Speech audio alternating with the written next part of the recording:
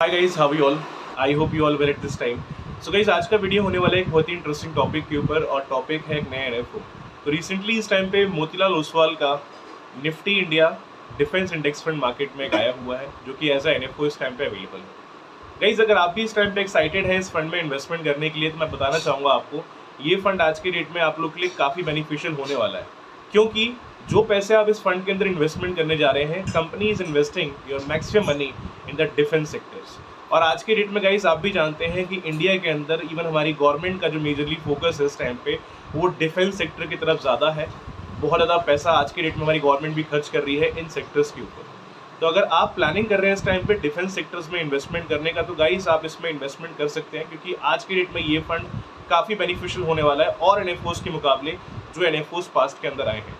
क्यों, उसका हम डिस्कशन आगे इस वीडियो में करने वाले हैं। सबसे पहले अगर हम फ्यूचर को जानने से पहले अगर हम पास्ट को जानें, तो इंडिया का ये फर्स्ट डिफेंस इंडेक्स फंड है। मतलब इंडेक्स फंड के अंदर ऐसा फंड आज तक पहले कभी नहीं आया है। फर्स्ट टाइम मोतीलाल ओसवाल में ये जो फंड अवेलेबल है, अगर आप गूगल पे सर्च करोगे, इसका पूरा नाम है Motilal Oswal Nifty India defence index fund. आप गूगल पे सर्च करना, इंडिया का पहला ये ऐसा इंडेक्स फंड है जो डिफेंस कैटेगरी के साथ में आया है। इंडेक्स फंड तो बहुत सारे अवेलेबल है जो पास से चलते आ रहे हैं, बट इंडिया का ये फर्स्ट डिफेंस इंडेक्स फंड है। अगर आप भी प्लानिंग कर रहे हैं इसमें इन्वेस्टमेंट का, तो इसके पास्ट को एक बार चेक करिए। पास्ट के अंदर एक ऑलरेडी फंड आ चुका है एचडीएफसी का डिफेंस फंड। अगर आप गूगल पे जाओगे और फंड का नाम सर्च करोगे एचडीएफसी डिफेंस फंड, आप उसके रिटर्न्स एक बार चेक करना। एक साल पहले लगभग ये फंड आया है, इसका एनईवी का प्राइस 10 रुपीज़ के समथिंग था। आज इसका एनईवी का प्राइस हो चुका है 23 रुपीज़ का, और जो रिटर्न दिया है इस फंड ने वो लगभग 130% का रिटर्न दिया है। मतलब काफ़ी इंटरेस्टिंग रिटर्न है। अगर आपके एक साल में किसी भी फंड से अगर पैसा डबल कर रहे हैं, तो उससे बढ़िया बात क्या होगी। इतने अच्छे रिटर्न तो आज के डेट में पीएसयू कंपनीज के भी नहीं आए, पीएसयू सेक्टर्स के भी अगर आप फंड अगर चेक करोगे तो इतने रिटर्न उन फंड्स के भी नहीं आए। लेकिन अगर आप एचडीएफसी का डिफेंस फंड अगर आज के डेट में अगर चेक करोगे, इनके रिटर्न्स काफ़ी अच्छे हैं। एक साल के अंदर रिटर्न काफ़ी अच्छा प्रोवाइड किया है। और जिसका डिस्कशन हम आज करने वाले हैं वो एक इंडेक्स फंड है डिफेंस कैटेगरी का। तो ये फंड आज के डेट में उसके कंपेटिवली भी काफ़ी अच्छा खासा हो सकता है। तो आइए इस वीडियो को शुरू करते हैं और अंडरस्टैंड करते हैं कि क्या फंड है, किस तरीके से काम करने वाला है, इस एनएफओ का स्टार्टिंग डेट क्या है, एंड डेट क्या है, अलॉटमेंट डेट क्या है, एनएवी का प्राइस क्या रहेगा। Will discuss everything from starting to end. तो बने रहिए इस वीडियो में स्टार्टिंग से लेकर एंड तक, ताकि पूरा का पूरा इन्फॉर्मेशन प्रॉपर तरीके से इस फंड का आपको मिल सके। सबसे पहले गाइस, अगर हम इस एनएफओ की स्टार्टिंग डेट की बात करें, इसका स्टार्टिंग डेट है 13 जून का। मतलब अगर आप इस फंड में इन्वेस्टमेंट करना चाहते हैं एज अ एनएफओ, तो आपको 13 जून से लेकर के 24 जून के बीच में इसको अप्लाई करना पड़ेगा।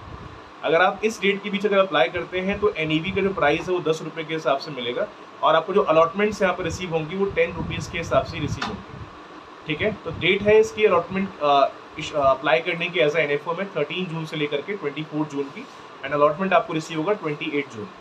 तो अगर आप अप्लाई करते भी हैं, जैसे कि आप लोग जानते हैं किसी भी एनएफओ में हम लोग इन्वेस्टमेंट करते हैं, तो अलॉटमेंट हमें इमीडिएटली नहीं मिलती है, उसका एक अलॉटमेंट डेट भी होता है। तो आप इसको 13 से 24 के बीच अप्लाई करेंगे, तो allotment you will get on 28 जून।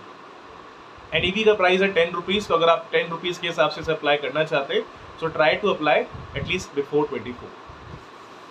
अगर हम बात करें इसमें गाइस एक्सपेंस रेशियो कितना होने वाला है, तो एक्सपेंस रेशियो का फिलहाल इन्होंने जिक्र नहीं किया, क्योंकि ये एक म्यूचुअल फंड एनएफओ है, और कोई भी जैसे फंड अगर मार्केट में आते हैं एज ए इंडेक्स फंड या कुछ भी ऐसे फंड आते हैं म्यूचुअल फंड के, तो कंपनी उसका जिक्र पहले नहीं करती कितना एक्सपेंस रेशियो यहाँ पे होने वाला है। तो इसके अंदर फिलहाल डिक्लेरेशन नहीं है इनके एंड से कुछ भी कितना एक्सपेंस रेशियो है।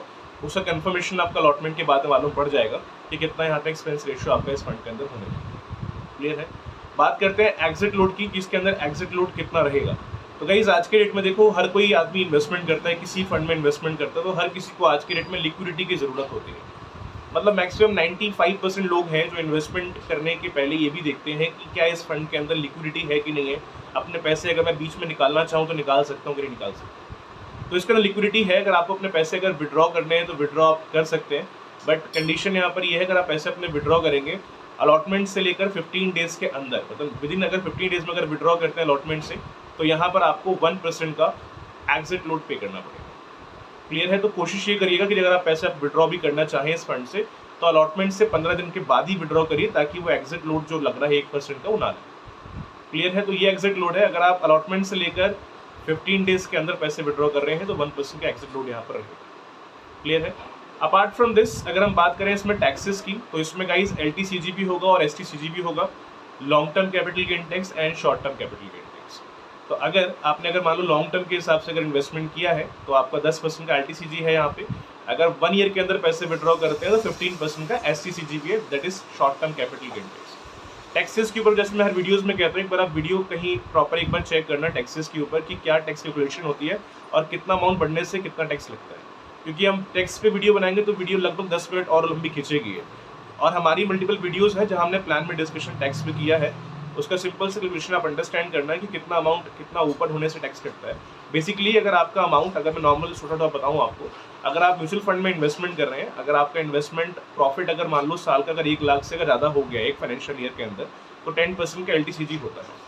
बाकी अगेन एक बार आप गूगल पे जाना एंड सर्च करना what is LTCG and what is STCG, क्योंकि आज के डेट में ये चीज़ एक ऐसी है ना जो कि मैक्सिमम लोग देखते ही नहीं है। लगभग 80% लोग इन्वेस्टमेंट कर देते हैं, इन्वेस्टमेंट करने के बाद फिर कुछ टाइम के बाद में दे चेक और उनको मालूम पड़ता है कि हाँ इसके अंदर LTCG भी और STCG भी है। तो इन्वेस्टमेंट करने के पहले आप इसको अंडरस्टैंड करो, थोड़ा सा बढ़िया रहेगा आपके लिए, क्योंकि इन्वेस्टमेंट करने के बाद फिर आपको पता चले तो फिर आप बोलोगे नहीं यार मुझे इसमें नहीं जाना चाहिए, तो दूसरे फंड में जाना चाहिए। तो LTCG तो एप्लीकेबल रहेगा किसी भी, अगर आप म्यूचुअल फंड में इन्वेस्टमेंट कर रहे हैं इंडेक्स फंड वगैरह में, तो LTCG और STCG रहेगा वहाँ पे। बट इसमें भी क्राइटेरिया होता है कितना अमाउंट कितना ऊपर जाने से टैक्स कटेगा, तो उसके ऊपर एक वीडियोस एक बार आप गूगल पे चेक कर लेना, या गूगल से कोई भी अगर आप चार्ट वगैरह निकालोगे LTCG का या STCG का, पूरा इन्फॉर्मेशन आपको वहाँ से मिल जाएगा। क्लियर है? अब सवाल ये आता है कि आप अगर इस फंड में इन्वेस्टमेंट करने का प्लान कर रहे हैं तो आपको भी इस फंड में इन्वेस्टमेंट करना चाहिए या फिलहाल के लिए आपको इसे इग्नोर करना चाहिए। तो देखिए, अगर आप एक ऐसे पर्सन है जो एक मार्केट में इन्वेस्टमेंट करने का प्लान कर रहा है, और अगर आप हाई रिस्क भी ले सकते हैं, क्योंकि इस फंड में रिटर्न के चांस जैसे हाई हैं वैसे रिस्क का चांस भी बहुत हाई रहेगा। क्योंकि जैसे मैंने HDFC डिफेंस फंड के बारे में बताया आपको, ये फंड ऑलरेडी आज से 1 साल पहले आया था, रिटर्न लगभग इसने 130% तक दे दिए हैं आज के रेट में। लेकिन अगर आप आज के डेट में अगर इसमें अगर रिस्क की बात करोगे तो यहाँ पे रिस्क लेवल है बहुत हाई। और जिस इंडेक्स फंड का जिक्र हम अभी कर रहे हैं मोतीलाल ओसवाल का, इसके अंदर भी रिस्क का चांसेस होने वाला है वेरी हाई। तो इन्वेस्टमेंट करने के पहले सबसे पहले तो आप ये अंडरस्टैंड करना है कि जितना इसमें रिस्क अवेलेबल उतना आप रिस्क ले सकते हैं कि नहीं। ये कोई रिकमेंडेशन वीडियो नहीं है, मैं आपको रिकमेंड नहीं कर रहा हूँ कि आप इस फंड में इन्वेस्टमेंट करिए, बट हाँ मेरे हिसाब से इसमें रिटर्न काफ़ी अच्छा खासा हो सकता है, क्योंकि डिफेंस सेक्टर के अंदर जैसा कि मैं भी आज के डेट में देख रहा हूँ ये सेक्टर बहुत तेज़ी में ग्रो हो रहा है। बाकी एक बार अपने तरफ से अपने पोर्टफोलियो का अंडरस्टैंड करना है कि जो फंड में आप इन्वेस्टमेंट करने का प्लान कर रहे हैं उतना आप रिस्क ले सकते हैं कि जितना उसमें रिस्क अवेलेबल है, और अमाउंट कितना आप इन्वेस्ट कर सकते हैं। इससे मिनिमम जो इन्वेस्टमेंट रहेगा वैसे 500 रुपये का मिनिमम इन्वेस्टमेंट अमाउंट है।